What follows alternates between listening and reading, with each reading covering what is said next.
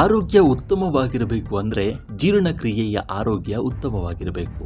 ಅಂದರೆ ಅನೇಕ ಜನ ಜೀರ್ಣಕಾರಿ ಸಮಸ್ಯೆಗಳನ್ನು ಲೈಟಾಗಿ ತೆಗೆದುಕೊಳ್ಳುತ್ತಾರೆ. ಆದರೆ ವಾಸ್ತವವಾಗಿ ಜೀರ್ಣಕಾರಿ ಸಮಸ್ಯೆಗಳನ್ನು ನಿರ್ಲಕ್ಷಿಸೋದು ನಿಜಕ್ಕೂ ಅಪಾಯಕಾರಿ. ಹೊಟ್ಟೆಯಲ್ಲಿ ಆಗಾಗ ಗ್ಯಾಸ್ಟ್ರಿಕ್, ದುರ್ವಾಸನೆ ಬೀರುವ ವಾಯು, ಹುಳಿ ಬೆಲ್ಟಿಂಗ್, ಎದೆಯುರಿ ಅಥವಾ ಅಜೀರ್ಣ ಹಾಗೂ ಹೊಟ್ಟೆ ಉಬ್ಬರ ಇವೆಲ್ಲವೂ ನಿಮ್ಮ ಜೀರ್ಣಾಂಗ ವ್ಯವಸ್ಥೆ ಸರಿಯಾಗಿ ಕಾರ್ಯನಿರ್ವಹಿಸುತ್ತಿಲ್ಲ ಎಂಬುದರ ಸಂಕೇತವಾಗಿದೆ. ಈ ಎಲ್ಲ ಸಮಸ್ಯೆಗಳಿಗೂ ನಮ್ಮ ಅಡುಗೆ ಮನೆಯಲ್ಲಿರುವ ಜೀರಿಗೆಯೇ ಅತ್ಯುತ್ತಮ ಔಷಧವಾಗಿ ಕಾರ್ಯನಿರ್ವಹಿಸುತ್ತೆ. ಜೀರಿಗೆ ನೀರನ್ನು ನಿಯಮಿತವಾಗಿ ಕುಡಿಯುವುದರಿಂದ ಸಿಗುವ ಆರೋಗ್ಯ ಪ್ರಯೋಜನಗಳ ಬಗ್ಗೆ ತಿಳಿಯೋಣ ಬನ್ನಿ. ಊಟದ ನಂತರ ಹೊಟ್ಟೆ ಉಬ್ಬರ ಮತ್ತು ಜೀರ್ಣಕಾರಿ ಸಮಸ್ಯೆಯಿಂದ ಅನೇಕ ಮಂದಿ ಬಳಲುತ್ತಿರುತ್ತಾರೆ. ಅಂತಹವರು ಜೀರಿಗೆ ನೀರನ್ನು ಕುಡಿಯುವುದರಿಂದ ಉತ್ತಮ ಪರಿಹಾರ ಪಡೆಯಬಹುದು. ಜೀರಿಗೆ ನೈಸರ್ಗಿಕವಾಗಿ ದೇಹದಲ್ಲಿ ಜೀರ್ಣಕಾರಿ ಕಿಣ್ವಗಳನ್ನು ಉತ್ತೇಜಿಸುತ್ತೆ. ಇದು ಉತ್ತಮ ಜೀರ್ಣಕ್ರಿಯೆಗೆ ಸಹಾಯ ಮಾಡುತ್ತೆ ಮತ್ತು ಗ್ಯಾಸ್ಟ್ರಿಕ್ ಸಮಸ್ಯೆ ಕಡಿಮೆ ಮಾಡುತ್ತೆ. ಜೀರಿಗೆ ಇದು ಕರುಳಿನ ಸ್ನಾಯುಗಳ ಮೇಲೆ ಬೀರುವ ಒತ್ತಡದ ಪರಿಣಾಮ ಕಡಿಮೆ ಮಾಡುತ್ತೆ. ಇದು ಹೊಟ್ಟೆ ತುಂಬಿದ ಅಹಿತಕರ ಭಾವನೆಯನ್ನು ನಿವಾರಿಸುತ್ತೆ.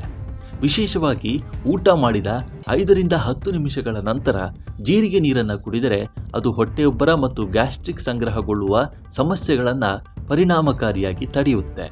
ಇದು ಜೀರ್ಣಕ್ರಿಯೆಯನ್ನು ಬಲಪಡಿಸುತ್ತೆ ಮತ್ತು ಚಯಾಪಚಯ ಕ್ರಿಯೆಯನ್ನು ಹೆಚ್ಚಿಸುತ್ತದೆ ಎಂದು ತಜ್ಞರು ಹೇಳುತ್ತಾರೆ.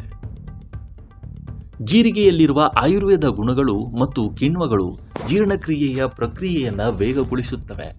ಊಟದ ನಂತರ ಜೀರಿಗೆ ನೀರನ್ನು ಕುಡಿಯುವುದರಿಂದ ನಾವು ಸೇವಿಸುವ ಆಹಾರ ಪರಿಣಾಮಕಾರಿಯಾಗಿ ಜೀರ್ಣವಾಗಲು ಸಹಾಯ ಮಾಡುತ್ತೆ.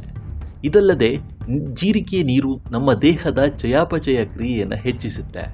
ಸುಧಾರಿತ ಚಯಾಪಚಯ ಕ್ರಿಯೆಯಿಂದಾಗಿ ದಿನವಿಡೀ ಸರಿಯಾದ ಶಕ್ತಿಯ ಮಟ್ಟವನ್ನು ಕಾಪಾಡಿಕೊಳ್ಳಲು ಮತ್ತು ದೇಹವನ್ನು ಸಕ್ರಿಯವಾಗಿಡಲು ಸಹಾಯ ಮಾಡುತ್ತೆ. ಇನ್ನು ಅಧಿಕ ತೂಕದಿಂದ ಬಳಲುತ್ತಾ ಇರುವವರಿಗೆ, ವಿಶೇಷವಾಗಿ ಹೊಟ್ಟೆಯ ಸುತ್ತಲೂ ಸಂಗ್ರಹವಾಗಿರುವ ಕೊಬ್ಬಿನಿಂದ ಬಳಲುತ್ತಿರುವವರಿಗೆ ಜೀರಿಗೆ ನೀರು ರಾಮಬಾಣದಂತೆ ಕಾರ್ಯನಿರ್ವಹಿಸುತ್ತದೆ. ಜೀರಿಗೆ ನೀರನ್ನು ಪ್ರತಿದಿನ ಕುಡಿಯುವುದರಿಂದ ದೇಹದಲ್ಲಿನ ಕೊಲೆಸ್ಟ್ರಾಲ್ ಅನ್ನು ಬರ್ನ್ ಮಾಡುವ ಪ್ರಕ್ರಿಯೆ ವೇಗಗೊಳ್ಳುತ್ತೆ.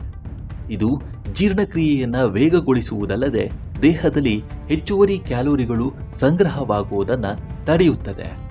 ಇದರಿಂದಾಗಿ ಹೊಟ್ಟೆಯ ಬೊಜ್ಜು ಕ್ರಮೇಣ ಕರಗಿಸಲು ಸಹಾಯವಾಗುತ್ತೆ. ಜೀರಿಗೆ ನೀರಿನ ಈ ಅದ್ಭುತ ಪ್ರಯೋಜನಗಳ ಬಗ್ಗೆ ನಿಮ್ಮ ಅಭಿಪ್ರಾಯ ಏನು ಅನ್ನೋದನ್ನು ಕಾಮೆಂಟ್ ಮೂಲಕ ತಿಳಿಸಿ. ಈ ವಿಡಿಯೋ ಇಷ್ಟವಾಗಿದ್ದರೆ ಲೈಕ್ ಮಾಡಿ, ಶೇರ್ ಮಾಡಿ ಮತ್ತು ನಮ್ಮ NCIB ಚಾನಲನ್ನು ಈ ಕೂಡಲೇ ಸಬ್ಸ್ಕ್ರೈಬ್ ಮಾಡಿ. ಮುಂದಿನ ವಿಡಿಯೋದಲ್ಲಿ ಸಿಗೋಣ. ನಮಸ್ಕಾರ.